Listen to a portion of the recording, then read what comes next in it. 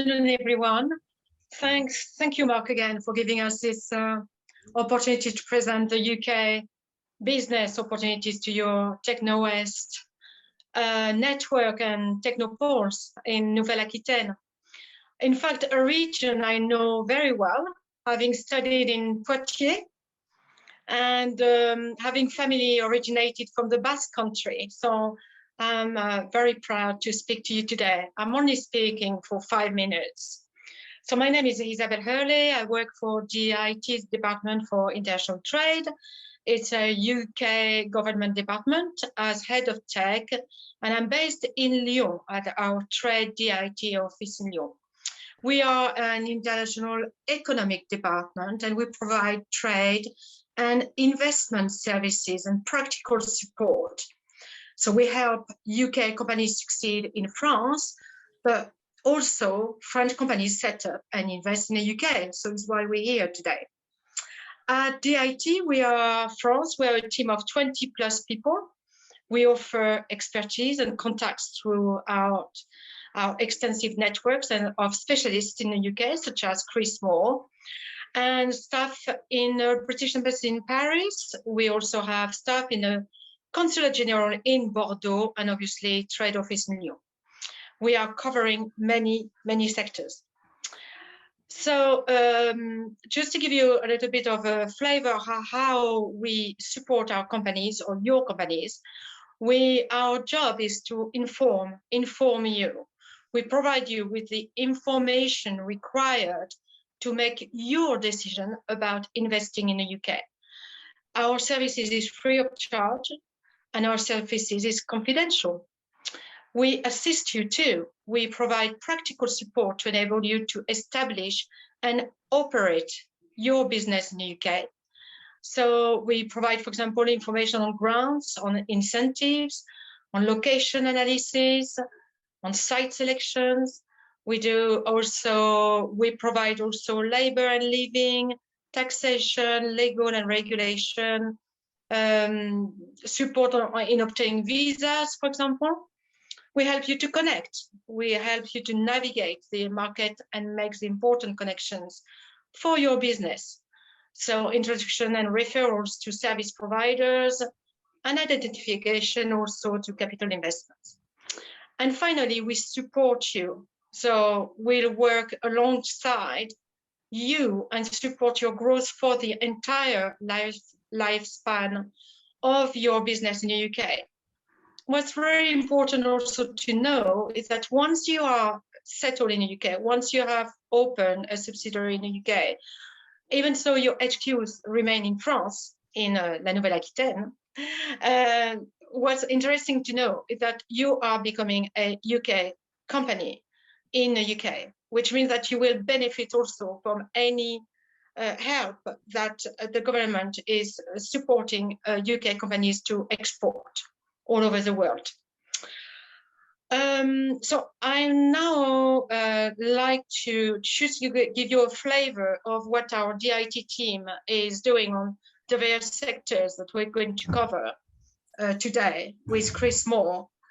But just to say that we're also organizing webinars and events on those topics.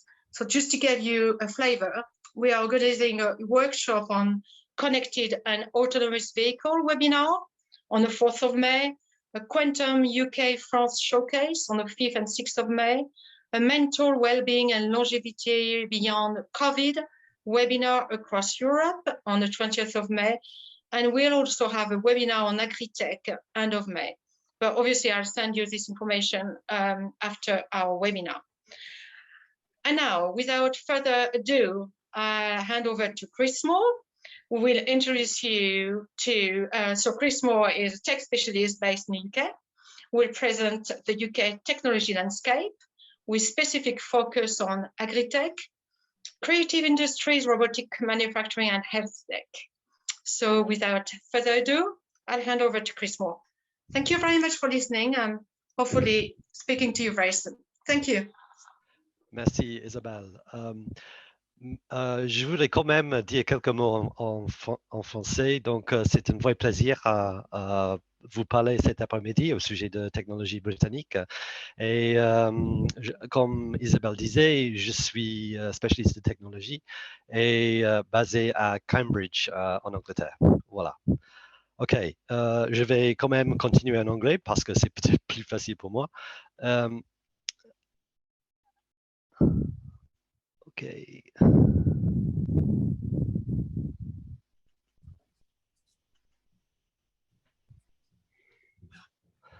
I hope everybody can see the slides. So my role at DIT is to support companies that are looking to set up in the UK for the first time, or if they're already here, to help them expand their existing business.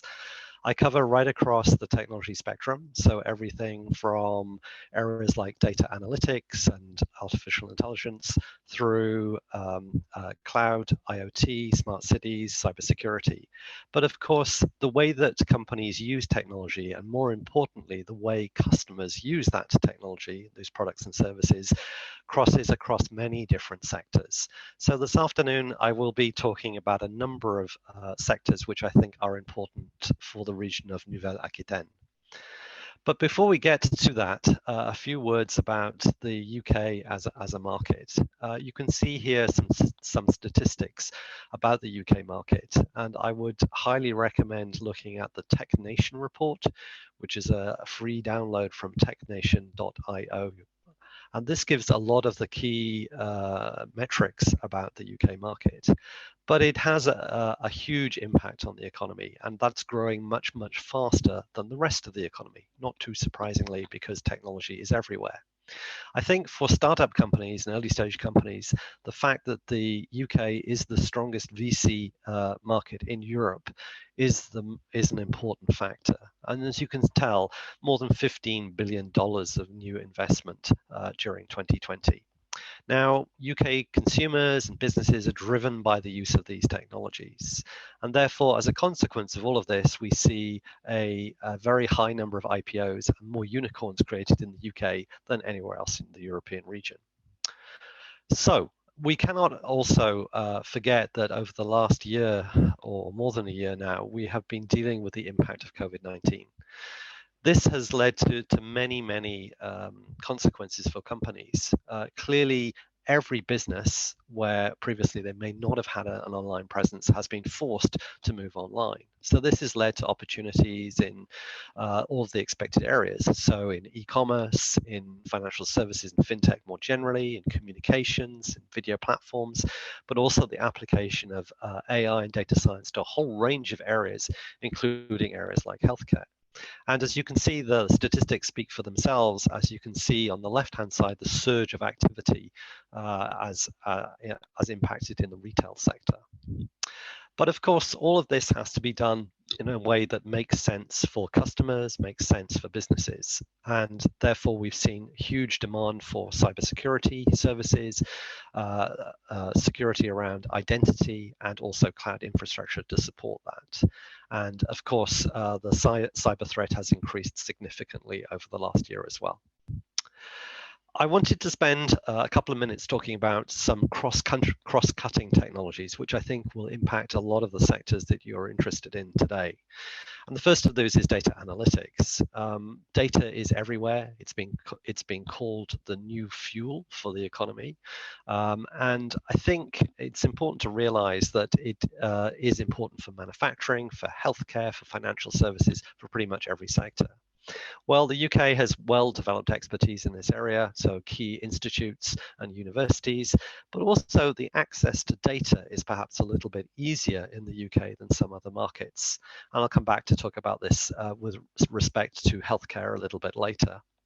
But it's also turns out to be the location of choice for many companies that are interested in data and data science, data management, data analytics, as you can see from some of these big name companies on the slide. And this continues to grow. So not just for larger companies, but for small and medium-sized businesses and startups too. Now, arguably, the most exciting area in technology today is artificial intelligence. And again, there are many reports that have been published indicating how significant this is going to be, not just for the UK's economy, but worldwide.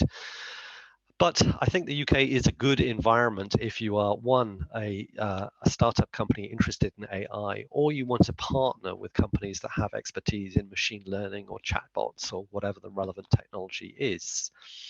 A few years ago, the UK announced a big commitment to artificial intelligence with a close to £1 billion of new investment, really looking at driving R&D and also increasing the skills pool.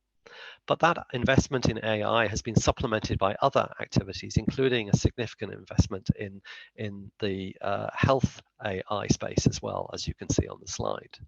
So we see a new generation of AI scale-ups, and these are quite often linked to recognized centers of expertise, so in places like Edinburgh and Cambridge. And if you want to know more about the AI environment, I would highlight these reports on the right-hand side as well. And if you need any of the links to any of these publications, please let us know.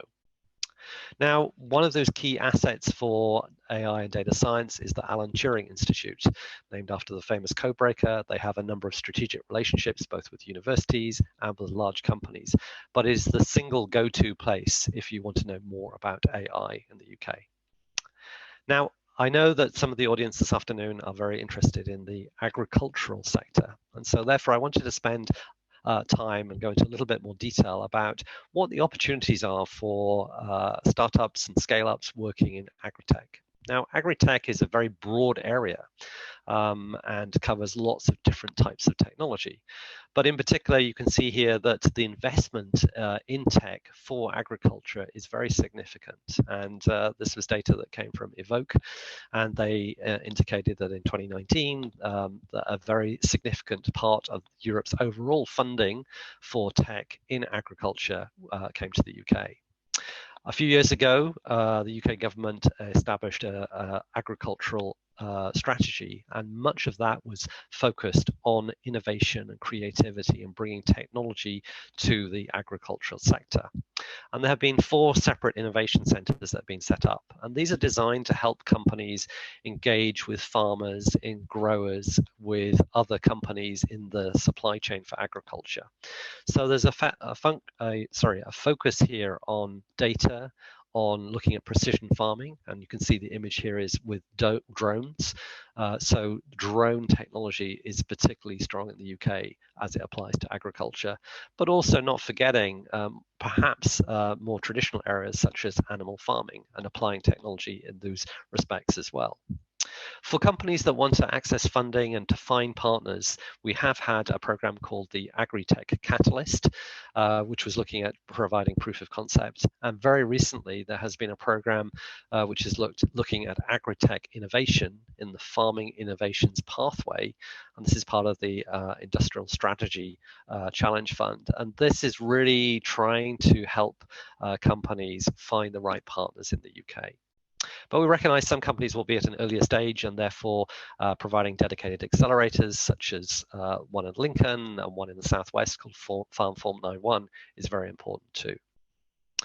Now in health, you already heard me talk a little bit about this national AI lab that was set up a couple of years ago, but also there is a structure which makes it a little bit easier for companies to engage with healthcare. So pretty much all healthcare provision in the UK is provided through the National Health Service, and this NHSX group is designed to drive digital transformation and help companies take technology into the healthcare service. And therefore, there are opportunities to engage directly. NHS Digital is the group that focuses on the data part of the NHS's work. And indeed, there are opportunities to engage with their NHS Digital Innovation Centres. I talked about AI. There are centres of expertise in AI, specifically targeting healthcare, and also funding programs, again, through this Industrial Strategy Challenge Fund. And they cover a number of different areas, but particularly looking at both stopping disease, early diagnosis, but also looking after people who may have dementia, may need support to continue to live independently. Again, a great environment for startups, so dedicated accelerators. And I wanted to highlight also this listing that's recently come out of the first 100 digital tech companies, digital healthcare tech companies, which might make interesting reading and potentially identifying partners for companies that are interested in that space. And of course, supplemented by appropriate trade shows. Now, moving on to the creative industries sector, which again is very strong, but very diverse in the UK. As you can see from this graphic, there are many different components to that sector. And of course, there are the pieces that we would recognize from many years, so film and TV, but actually the gaming sector is the strongest. And one of the interesting statistics about the creative sector is that every hour, more than £13 million is contributed to the economy as a consequence of the creative sector. So with respect or comparison to other sectors, it performs extremely well. And again, there are many opportunities for companies to engage directly. So we have recognized centers for all of those subsectors, be it in fashion or film and TV. I won't go through the detail here, but if you need advice and guidance as to where in the UK might be a good location, then please let us know. Equally well, there are programs like the Creative Industries Cluster Program, which is designed to help companies engage with academics and therefore do some of that collaborative R&D within areas like gaming or in immersive technology. Equally well, there are discrete sources of funding. Here are just some examples. And again, it covers right across the board of the technology space as it relates to the creative sector. And again, there are specific accelerators. One of my favorites is the Center for Fashion Enterprise, which looks at the application of technology to the fashion sector in its broadest sense. So many opportunities to collaborate. Now, of course, manufacturing is a key area for looking at applying technology. And many of us will be familiar with the trend towards digital manufacturing, Industry 4.0, and the increase in adoption of robotics and AI in this sector. The UK is also very committed to this. So there has been a Make Smarter program, which is designed to help companies adopt digital technologies in manufacturing. And so again, if you're a small or medium-sized business and you're looking to find partners, then engaging with the Make Smarter program could be a really good route. Equally well, you will hear me mention from time to time the catapults. I will talk about these in more detail later, but in manufacturing, these innovation centers, and there's a group of 7 of them that support manufacturing, drive engagement in R&D. So particularly if you're looking to engage with large established players in manufacturing, this is probably one of the fastest routes to do that. Again, there's a familiar story here in the respect that there's lots of dedicated funding for this sector. So, for instance, Robots for a Safer World is about applying robotics to difficult environments, be that the nuclear industry or mining or marine, those kinds of more challenging environments. And again, there are specific centers in robotics. Bristol is perhaps the most well-known one. Bristol also has an incubator to support hardware companies working in robotics. Now, manufacturing is a very broad and diverse sector, and therefore it's useful to know that there are organizations like Make UK, which I believe has around something around 20,000 members. So all of the major and the smaller manufacturing organizations in the UK are part of Make UK. And if you want to find out more about digital manufacturing, I can highly recommend this annual event, which takes place in Liverpool and will be in November this year. So that gives you some detail about some very specific sectors. Of course, there will be companies participating today who have interest in other areas. So please ask us if you are interested in other areas that we haven't covered so far. But I wanted to give you some general information about if you are a startup company thinking about coming to the UK as a next step, what support is available? Well, in the old days, from just 18 months or so ago, where everybody wanted to sit in a co-working space, I would have said that there were more than 1,000 across the UK. Who knows what that will really look like when we all get back to the post-COVID world, but nevertheless, there's a very strong ecosystem in all of the key clusters across the UK. of which there are more than 30. And I've just listed some of the ones here outside of London. They each have their own speciality. So if you are interested in robotics, for instance, Bristol would be a very good location.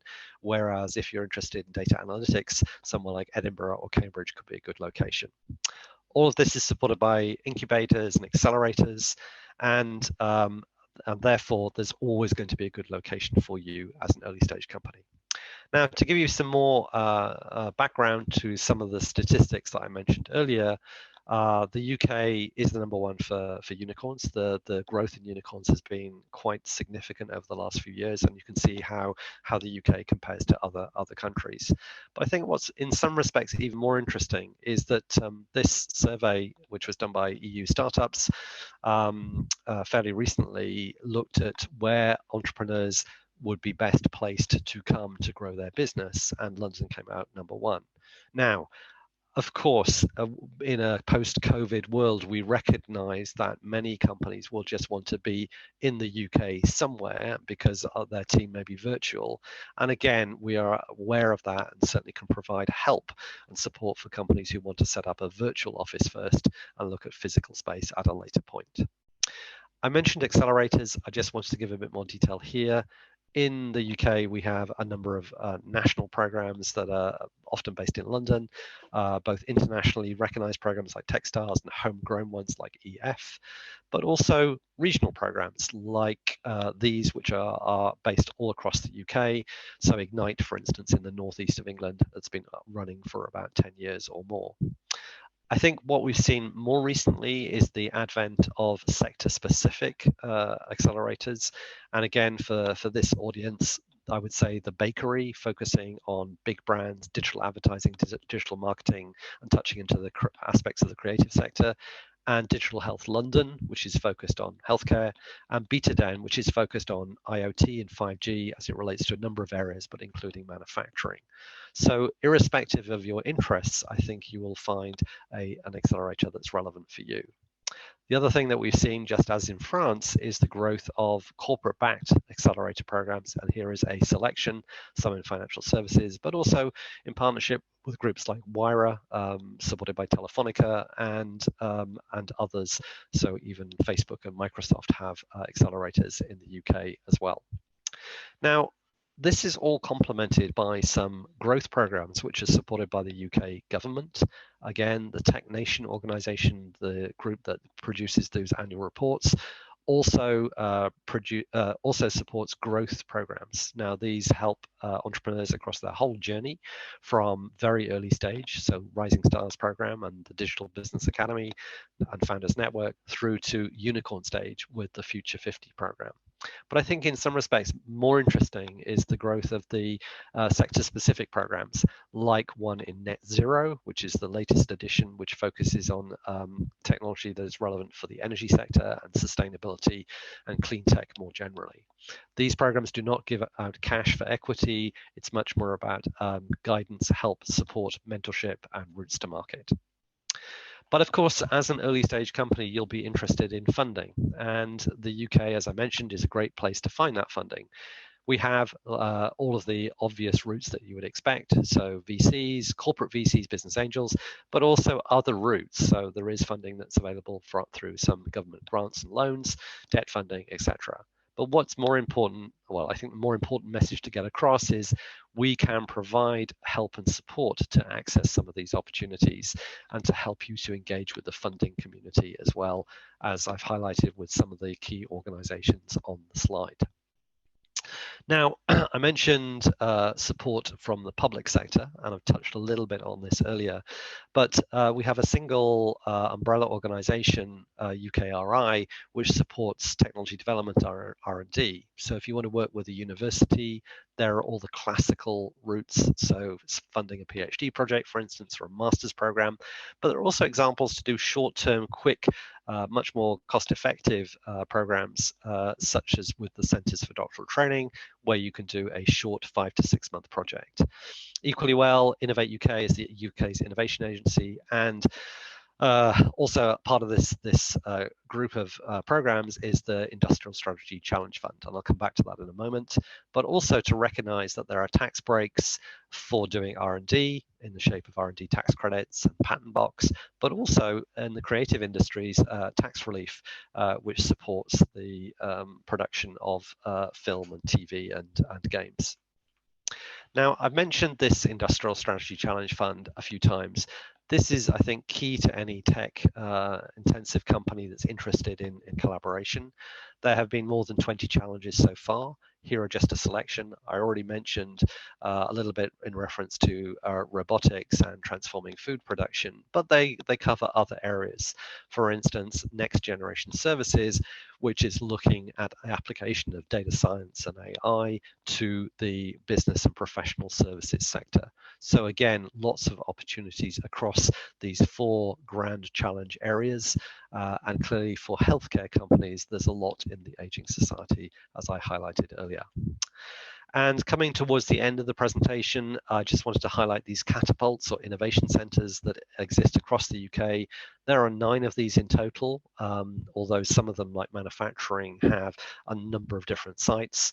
And in this instance, there are several in healthcare, so looking at, for instance, development of new drugs, but also in synthetic biology and other areas, and also, as an example, in the digital space, focusing on areas like immersive technology, and particularly looking at that with respect to the creative industries.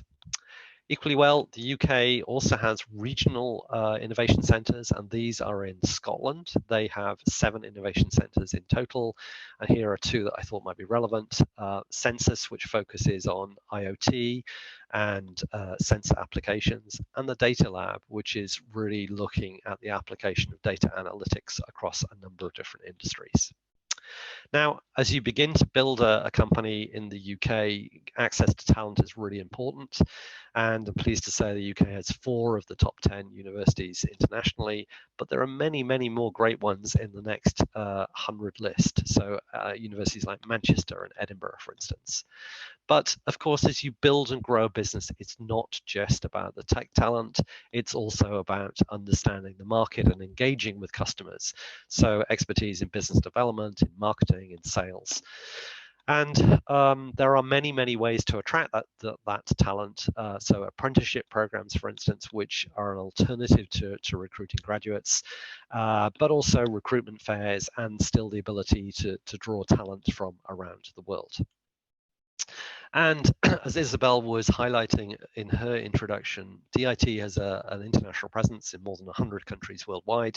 So we have lots of experts in whatever area of business you're interested in. So whether you want to talk in more detail about immigration and visas, or whether you want to talk more about the healthcare sector, or you need to talk about aerospace, whatever is appropriate, we will have somebody who is expert in that area to talk to you.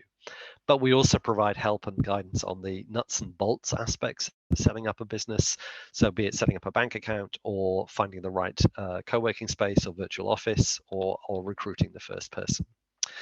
When you set up a business in the UK, once you have feet on the ground, then we would treat you like a UK business. And therefore, if you're interested in using the UK as a springboard to other markets, you can certainly do that. And there's a lot of help on the trade side.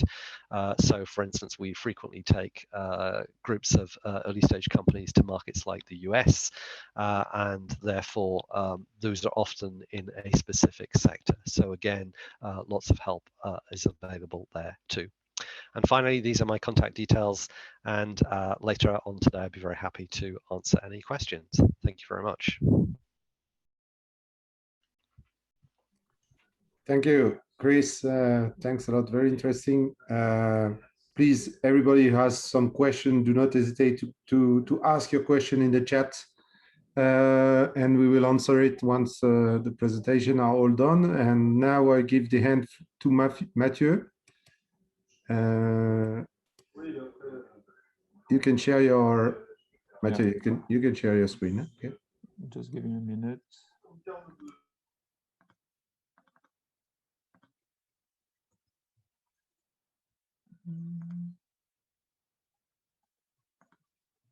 Like don't have access to the controls anymore.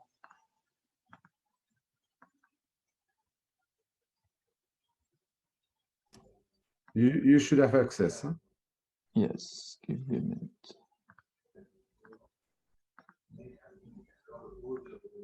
Yes. Here we go. I suppose you see my screen now. All right. So, bonjour à tous. Donc, je suis Mathieu. I'll switch to English. I'm a tech VC investor from France and very international centric. And as Marc was saying, so I'm part of the Conseiller du Commerce Extérieur de la France. We are French in France and abroad, helping basically France export and attract investments. Here in the UK, I'm the local go-to person for startups and SMEs, obviously given my day job as an investor. So hope we will have some touch points after this talk. Just a quick word about CCE. So who we are French foreign trade advisors. So we are here to serve France influence and foreign trade, mostly with public authorities. That's our first mission. The second one is definitely to support French companies going abroad, whether you have a small company or you are a big corporate. We also act as promoters of France attractiveness. And one of our big missions is also to train young people and young generations for the international, which is much more and more important. Long time history. We are all volunteers appointed by the French state, and roughly in the world we are about 4,000 people, decision makers, whether in France or about all over the world. In my speech, I want to focus a bit about the UK VC market and how you have to see the UK as a French person. Here, as Chris said, the UK is the European tech leader, no doubt about that. It didn't change with Brexit. To my mind, it will not really change with the Brexit. And obviously, COVID so far for the tech industry and the digital industry has rather had a positive effect. So I think this is here to remain. It's a big consumer market. Don't forget also that London is a major French city. We are about 300,000 French people in London. You have more, obviously, in the UK. So there are a lot of common roots between France and the UK that way. Talents, it's a very, one thing I would highlight in addition to what Chris said is it's very, very culturally diverse, much more than in France. So expect to have a very diverse team once you set up. Highly skilled, quite expensive, be careful of that. A lot of very good IT developers, and there is a huge pool in the UK that you can find locally. And I would say that the access to talent may be one of the points that is a bit a question mark post-Brexit, but the UK is so much in advance that no need to worry for the moment, I would say. As Chris said, it's a very early adopting market, very well connected, open to innovation, one of the first countries in the world for internet, for smartphone penetration, for e-commerce, for mobile wallet spending, etc., etc. Very service-centric. The retail has a lot of power. Reactivity times, delivery times, after-sales services are super key when you start exporting and developing in the UK. And because of that, maturity is also a very challenging market. Let's be clear about that. It's a competitive market. It's not super easy to enter. It's hard to convince local corporates. Your prices, your margins will be benchmarked, will be challenged. So you have also to take that into account from the very beginning. One of the most important things with the UK, it's a very big market as much as in France, both in B2B and B2C, and quite advanced and proactive public bodies, as you have just seen with DIT. UK VC market, I won't go back to the same numbers as Chris shared, just a couple of extra comments. It's a very dynamic market. The UK VC market has done more in Q1 of this year than what Germany or France could have done. It's very diverse in terms of sectors targeted. And in addition to the locally VCs that you can find here in Chris' presentation, I wanted also to highlight some of the French venture capitalists that you can find on both sides of the channel. They know very well the UK market. They have some of their investment in the UK, etc., etc. Personally, as an investor here, I don't think that there will be a lot less appetite post-Brexit on the tech and the VC world from London, from Cambridge, from Oxford, Manchester, Bristol, and so on. So this is, again, here to stay. I understand that most of you as startups are rather in your early stages. So as a VC, I wanted to share that with you just to make a point clear. What, as VCs, we are looking for when we are talking to entrepreneurs and startups. Even though for you, raising funds is not at all a success criteria.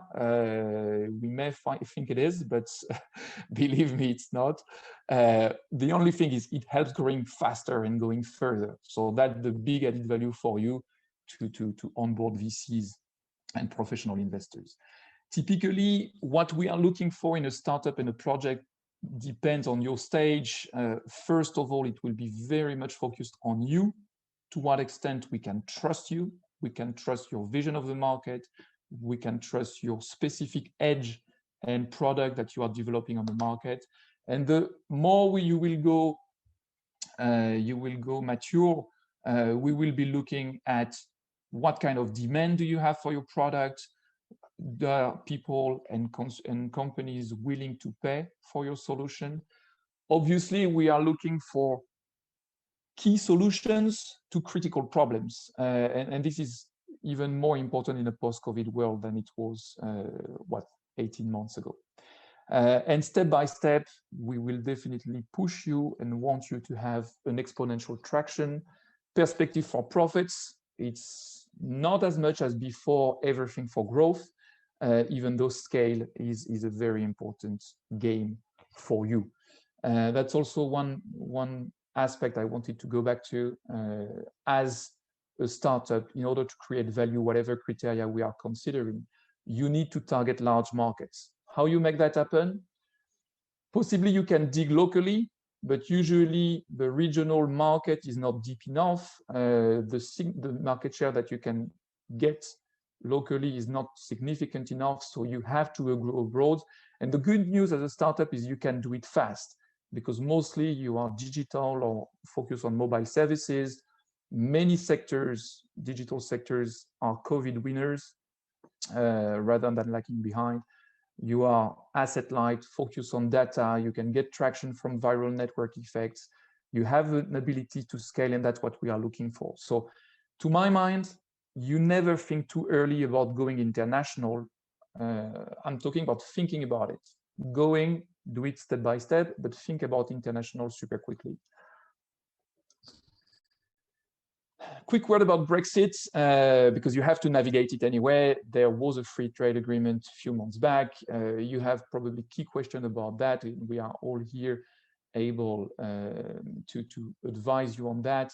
I will not go into much details, but you have probably key questions on logistics. What do I do? How do I cross the channel with my customer service, with my stock, with possibly my production? How do I manage after sales, etc., etc. Regulations have been impacting and are being impacted. So that's one of the areas to check.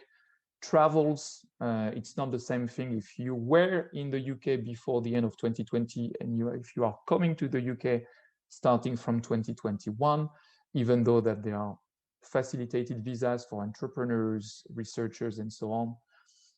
Customs, it's a big topic. You remember the big motto that is no quota, no tariffs, but you have to do some paperwork anyway. Certifications and IP is also a key topic for you to navigate the Brexit, and taxes, as Chris mentioned. I will also mention one of the tool and support that what we call the Team France Export, and particularly Business France, is offering to you, which is an easy Brexit tool, as it's called. it will help you navigate much more than that. Let me highlight a bit some of the cultural prism that we may have as French and British, just to highlight a few British values in business. Much more than in France, they are focused on punctuality, on deadline respect, a lot of humility, a lot of humor necessary, politeness. Don't go into conflict, don't look for the conflict. That's not at all the way Brits work. And I would say the UK is probably much more advanced in terms of marketing than what we are in France. I'll go on with a quick joke because you always have to mind the cultural gap. So you probably know this, how we solve a problem. We all have our ways depending on our roots, our nationality, and so on. Just to let you know, consider that cultural gap, which is very, very key. And to enter into a bit more detail, I would say that at a joke, but it's not fully a joke. There is a big difference between what the British say and what the British mean. And there is an even bigger difference between what they say and what we as foreigners understand. Usually, we rather understand the thing a bit too positively. I will let you go back to some of these examples, and I suppose you'll have the presentations afterwards. But really consider that what is meant is not necessarily the same as what is said, and so understand it the right way. To be a bit more serious, there are more differences between the French and the Brits than what we might think of. This is a criteria from TMA trying to segment the different cultures and countries all over the world between the way we interact, which is relating, the first block, how we manage people and teams, what they call regulating, and how we think and we solve problems, which is what they call reasoning. And you see here that France and the UK have some quite differences. And globally, experiences from previous French entrepreneurs that crossed the channel and came to the UK, some of them being very successful, some of them being less successful. Really consider this. I would say get prepared in advance. Obviously embrace local culture and values, show interest for what the UK can bring to you. Get together, very important. Don't stay alone. Get together in many ways, socially, conferences, networking, clusters, and so on. It's also a market being very challenging and competitive. You have to commit. If you have a co-founder, go either yourself or your co-founder to open the market. The setup costs are quite high. You have to invest in local marketing, in local sales, and basically be very pragmatic. Focus on the ROI, on the bottom line, because that's what the British do. One of my final words, you'll obviously never walk alone. If you want to get surrounded and supported, we are also here for that as French people abroad. The CCE, as I said, we are volunteers, but we are all executive, entrepreneurs, investors, consultants or lawyers from all these organizations. So we are about 60 in the UK. And of course, we work a lot with our public bodies, the French Embassy in the UK, the French Chamber of Great Britain, Business France, La French Tech in London, BPI, of course. I would mention two things. You may find on the website Team France Export a lot of pragmatic tools to test your approach of the international market and the UK in particular, and also the impact program that is run by Business France, that it's still open for 2021. So if you are interested to go quickly to the UK, feel free to get in touch and consider this impact program. Apart from the French public bodies, you obviously have a lot of private business clubs. You may be alumni from a Grande École, from a university. This works well abroad. So really consider this. It's really supported by the French Embassy over here.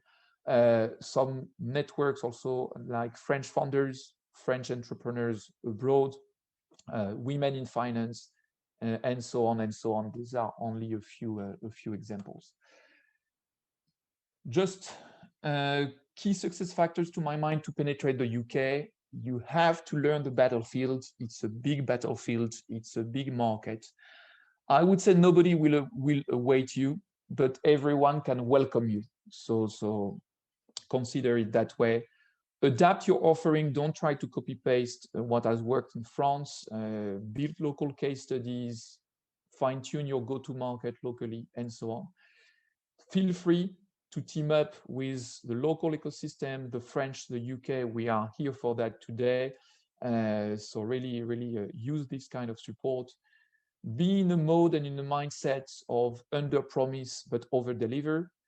And it's a big market, liking or loving unicorns and high growth companies. So aim big, don't be shy, but don't say it.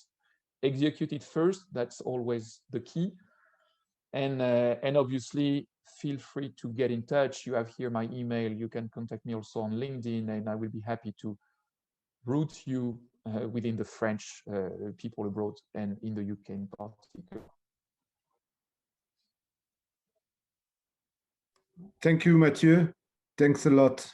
Very interesting. Thanks for your presentation. And as you mentioned, all those presentations will be forwarded to you by mail to all those all you guys who are attending our webinar. Now, what I would like is to have some interactions with our guests, our speakers. Please do not hesitate to ask your question, or is it an individual questions, or is it a collective concern? It's time. We have some 20 minutes left. Well, you have the best people in front of you. I could have today, so it was very great. So please ask your question. Maybe I will try to start. I always considered the UK as a door open for the Commonwealth countries. Is that still a reality, or is it more complicated that this is thinking? Well, what could you? So maybe I can try and answer that, Mark. It's a very good question, and I think that still does hold up very well. So, for instance, we do see companies that are interested in selling to Canada or to Australia or to other parts of the Commonwealth.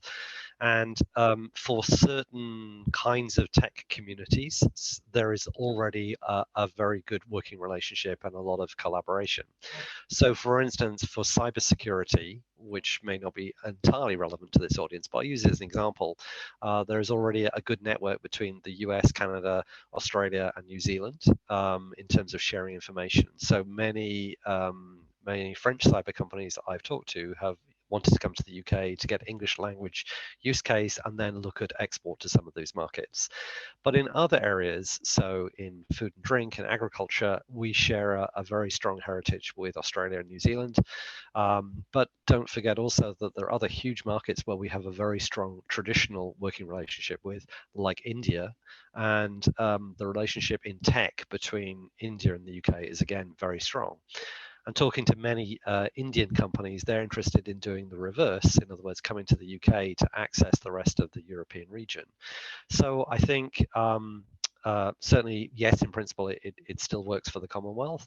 And secondly, to highlight, or to reiterate what I said earlier, that if you come and set up in the UK, then we can provide a lot of detailed help about how to export to some of those markets, even to the point of us having online guides that are for free that anybody can download that talk in a lot of detail about how to export from the UK to, say, Canada or India. To add a point on this, very much share what you just said, Chris. For a French startup, I think nevertheless it's not that easy to go to the UK before or considering going to the US. These are two very different markets. The US is very specific. So Commonwealth, I think it's very true. Don't think I'm successful in the UK, so I will be successful in the US. It's not that easy. I'd agree. I mean, the US is a complicated market, and I think sometimes companies like to come to the UK as a stepping stone to prepare their English language case, to test out things, and then to think very carefully about going to the US. And I speak to UK companies even who say, yes, we're just going to the US market. And I say, well, have you thought about France and Germany and Netherlands? And sometimes they go, no, that's too difficult. But actually, I mean, still, I think the ability to do business with other countries in the European region is still much more straightforward in some respects than going to Silicon Valley, for instance. And one point is also important in the VC world. If you take the American people, they will consider the UK first in Europe. Some may even consider somehow, I tackled the UK, so the whole Europe is tackled, which we may question as French. But if you want to be considered by the US, having some links with the UK can help.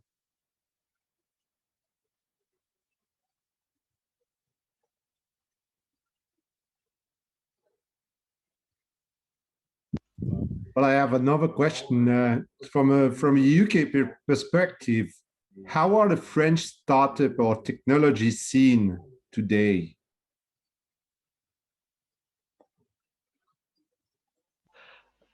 So does that mean how are they perceived in the UK? What is the reaction to a French tech company? I think French tech companies have a very good reputation, partly because there's already a history of much larger French tech companies. So if you think of Capgemini and Sopra Steria and Thales and those kinds of size of companies, they already all of those have a presence in the UK, and they're perceived as being very solid and very strong. But I think I think in terms of creativity in technology, that's well respected for French tech companies. And I think if I'm a UK buyer and I see a company that comes from France versus from some other parts of the world, I think I'm much more enthusiastic about buying technology from a French company. And also, it's the same time zone. There's a lot of common history and culture as well. And I think from that point of view, as Mathieu showed in his sort of how we understand each other slides, which I thought were great, then I think, you know, coming to a business agreement is probably a lot easier between a French company and a UK buyer. Mm. One more thing, as an investor, we are always looking for the potential next unicorn. And the fact that the French ecosystem is less mature than the UK or the US, it's an opportunity to that extent. From abroad, whether it's the UK or elsewhere, we do think that France science, tech is good, universities are good, technology, creativity is good. So there are some good opportunities to invest in France, and it's probably less competitive than in the UK or in the US. Yes, and if I may, thank you very much, Chris and Matthew. If I may add also, we from the embassy, DIT, and the wider embassy, we work very closely between the French government and the UK on many different tech subjects, such as AI task force, big data task force, quantum. So there are a lot of connection between the UK and France to enable, in fact, French companies to be well received in the UK, thanks to those also close links at governmental level. Thanks. Well, I think we have a question from Wendy from the company called Akeros. And well, Wendy, do you want to ask your question or do you want me to do it? No, I can do it if you want. Okay, thanks. Hi Hi, everyone. Thanks a lot for the presentation. It was very interesting. I wanted to know, of course, the question is related to my product, but just wanted to know, are the industries in the UK well equipped with robots or not? So I think it's a mixed picture. Some industries have embraced robots to a greater degree than others. So manufacturing clearly is well established with robots, but that's bigger, larger scale manufacturing. And I think still for some of the smaller manufacturing operations, there are opportunities there. There's a lot of interest in healthcare, robots for healthcare as well. So be it robots that will help in an operating theater to robots that will help with other tasks. But I think there are other opportunities as well. So I talked about this Industrial Strategy Challenge Fund initiative to support robotics in difficult environments. So looking at nuclear, but also I think there's interest in robots that are rugged, that will deal with difficult climbing over buildings, that type of thing. But if you send us an email, I can send to you our robotics proposition, which gives a lot more detail about the key assets and industries in the UK. And also, it may be interesting to look at the Bristol Robotics Lab website, because that gives you a lot of indication, a lot of idea about some of the topics that they're working on, but also I think what industry is asking for when it comes to robotics too. But I think it's a good moment, a good moment to be looking at robotics applications, because it's become more and more of relevance to a much broader range of industries. Okay, so I'll send you a mail. Perfect. Okay, perfect. That's Chris. Thank you. Yeah, I think Thierry has a question as well.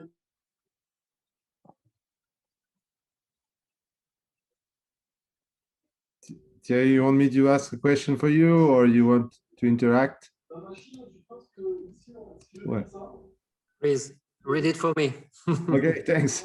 Thierry, I suppose you're asking how much money we need for settling a company or just registering a company. Is it big money? Do we need some big amount of money at the beginning, or what can you give us as information about that? So the simple answer is no, you don't need a lot of money, because if you are creating a UK entity, you can do that online for a few pounds or a few euros. More commonly, we would suggest working with an accountancy firm to create the right kind of company, right kind of organization based on where you are headed as a startup or as an entrepreneur. But even so, that's a few €100 at most. And then in terms of the cost, well, it depends what you want to do. First of all, you do also need to make time to set up a bank account. That can take more time. It's not expensive to do, but it takes some time.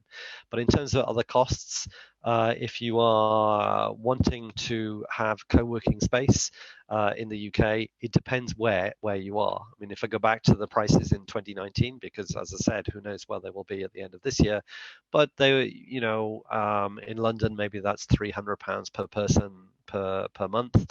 In Manchester or in Leeds, that's probably about half that. It could be £150. And bear in mind, as a startup company, for the first person coming, pretty much every part of the UK will do a special soft landing option. Sometimes that's rent-free for 6 months, 3 months. Could be subsidized for a year. So there's lots of help on that. Secondly, if you're going to recruit somebody, it depends what kind of skills you're looking for and where you want them to be. So a lot of companies say we must be in London.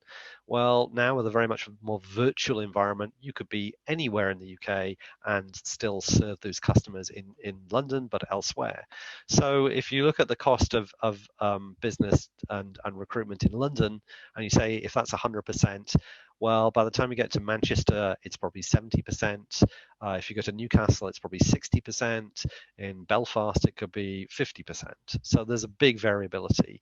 And also think about apprenticeships as a means of getting low-cost employees to help build the company, and also internships. both of those can be very cost effective, much more affordable, but give you the people that you can train yourself and to help with the day-to-day tasks that you need to do to build up your business. So I don't think it's as expensive as some companies think. And if you're looking at most of the UK, I think it's going to be comparable to France. But Isabelle, you may have a few thoughts on that as well, or Mathieu as well. I will let Isabelle first. Yes, well, I don't think I have any more to add. I think you mentioned many possibilities there, and as you said, Chris, it's very much what you are looking for. You know, if it's just an office, if you want what about the area where you want to go, if you want to be closer to a supply chain, it could be, and also depending on the area. For example, in Scotland, there may be more help and more funding than in England or in Wales.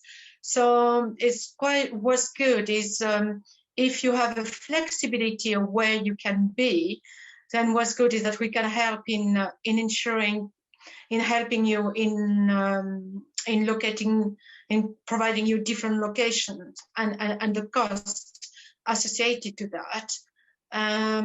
So yes, it all depends, but it's true that if we just opening an office, you don't need a lot of money to do just that. Thank you. One or two more points. As Chris and Isabelle said, it's cheap and quick to open a company. Then starting your revenues, it's longer. It takes time to convince corporates if you are in a B2B sector, or if you want to compete on the consumer side. So don't expect to start revenues right away. You have to be part of the landscape, the local landscape, to really be considered. So you have to consider that time. And as also you have to invest quite a lot in marketing, and talents are a bit expensive. On average, I would say that you need to raise more money in the UK than what you would in France for doing the same thing locally.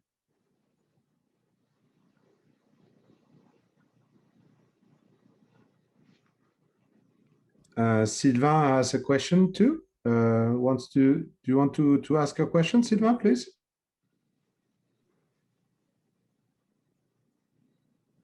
Yes, hello everybody. My name is Sam Bram. I'm the founder of GanyLab. It's a service robotics company, so a bit like Lindy, same field, different though, but robotics still. I'm planning to raise some funds in the UK through a tax scheme called the SEIS. And I contacted somebody, a lawyer over there, and they told me that I should apply to the HMRC tax scheme. And I was wondering, just to facilitate the approval or the validation, should I go through the DIT, Isabelle, or somebody else, just to ease the process? I don't know whether Mathieu would like to say something about EIS and SEIS from an investor's point of view to start with, and then we'll talk about the tax and how best to deal with that. But Mathieu, do you want to say something about that? For all to be on the same page, it's a very popular scheme in the UK. It's basically done as tax relief, and I would even say a tax incentive for business angels to invest mostly in the early stage part. For UK startups or UK or startup localized in the UK, and it has been super successful. It's, to my mind, it's one of the biggest scheme and aspects that really started and sustained the UK VC market to be as big as it is today. Then on the DIT and the French support over here, I would say you would not lose anything asking DIT and the French embassy and so on as a first step. So just to add to what Matthias said, so SEIS and EIS is a tax incentive for your investor, but there are other ways of raising funding. But the question that most investors will ask about you is, are you SEIS eligible? And there are some rules and guidance about that. And certainly we can provide information about how SEIS and EIS works. We can also connect you to an accountancy firm to help you with the tax considerations, and also we have an in-house tax expert who can guide in with more detail. But I think overall, the processes for claiming back any of these incentives with the tax authority in the UK, which is called HMRC, are reasonably straightforward. So when you submit your tax returns, it's just a line item, more or less, that says, do you want to claim a particular kind of tax break for whatever activity you're doing? The same is also true for research and development tax credits, which are very attractive for early stage companies that are doing R&D. And in the creative sector, it's similar as well. So, but more or less, it's a kind of, you don't have to fight the case. You have to just submit the submission. And then once you've done that, the tax authority should take care of everything. But having an early discussion with a tax advisor is probably what we would recommend. And Isabelle can put you in contact with firms that we've used to help companies before. Okay, got it. Yes, absolutely. Thank you, Chris. This is what I wanted to say. So yes, to your questions, please do not hesitate to come back to me, and I'll put you in touch with the right tax specialist that we're working with, and also giving you some advice on who to contact. Okay, thanks a lot. Yeah. Good afternoon. I have a question. I'm now approaching the British market with or without the COVID, and with or without the Brexit. I don't think it matters that much. Now, I have one point regarding the export on the mid-long term. How required, how necessary would it be to have an office in the UK or not? So when you say export, do you mean export from France to the UK, France, or from? It's from the products are French, and Yep. So I have some contacts, and it is underway. So at the beginning, it's somehow easier to run it from France. Yes. On a mid-long term, because of the size of the country, and also because of the differences between the France and UK, cultural mainly, how useful, how helpful could it be to have an office in the UK? I think ultimately very useful, and clearly there's a decision point at what point you decide to do that. But as you begin to get traction with the UK market, being able to serve UK customers directly from your UK organization, I think is easier. It's very similar to the situation when companies say, should we use a reseller or a distributor or an agent for us in the UK and retain everything that we do in our home market? And the answer is yes, that can work for some number of months, but once you begin to build the business, it's easier to do the business in the UK from a local UK office. It's easier to build trust because the buyer of your product or service will recognize that you're based in the UK. And I think also if you're employing people in the UK, because you can employ people directly from France who are doing business development for you in the UK and based in the UK, but ultimately it's easier to pay them through a UK organization. So I think, yes, it's a tipping point question. It's going to be different for each kind of business segment, but probably within the first year, I would say companies might want to think about that if they're trading directly from France, if the business is beginning to build. Thank you. Yes, I know. Please go on. Yes, perhaps I can add something to that. I've been helping some companies, French companies, to set up in the UK, and some of them set up a long time ago, and they were now looking at exporting from the UK, and it was very interesting to to know that, in fact, in the UK, you have international trade advisors who are in each area, and wherever you are in the UK, you can obviously speak to those international trade advisors who will advise you of the countries which will be most fitted to your business development abroad. So, and this help is again free of charge. And then they just put you in touch with people like us in France. Everywhere in the world, you have people like us who will help you company to export in their country. Could be China, India, whatever you look at, or the US. So it's a great opportunity for French companies who are sitting in the UK to export also from the UK. And obviously, because of Brexit, there are a lot of negotiations done between the UK and worldwide. For example, the UK just signed a very important agreement with Japan on tech. So, you know, you could also benefit from these agreements, countries' agreements.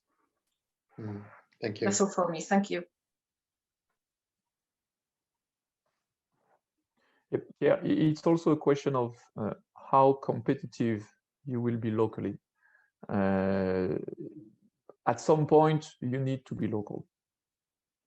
Most probably, it's very hard to do export from France in the long term because of the local services, because of the after sale.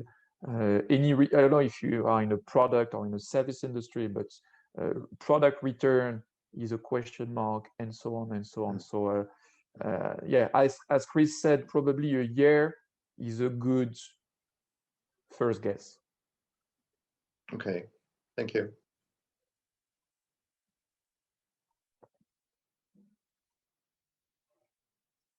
Okay, so I think there's no more questions. So it's time. Huh? You still have time for a question, but if there are no more questions, I just want to end up this webinar, and thanks all my speakers.